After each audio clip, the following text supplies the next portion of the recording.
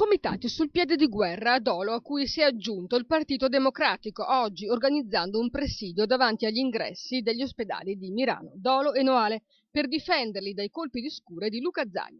Il comitato Bruno Marcato non ha dubbi, ritiene che Dolo abbia pagato il prezzo più alto. La rabbia è palpabile, tanto per cominciare snocciola l'elenco delle cose che non vanno, il comitato, la Riviera del Brenta rimarrà senza l'ospedale per acuti.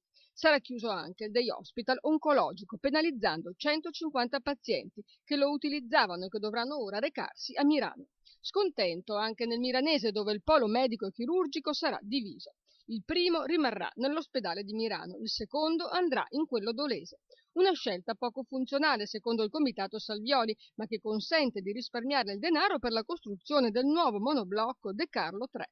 Su Noale invece rimane una cortina di fumo. Non si capisce quale futuro avrà il reparto della lungodegenza riabilitativa, che è caro al PD, quanto l'eccellenza del reparto di cardiochirurgia di Mirano, che verrà trasferito all'Angelo e che il Partito Democratico ritiene un'eccellenza da mantenere.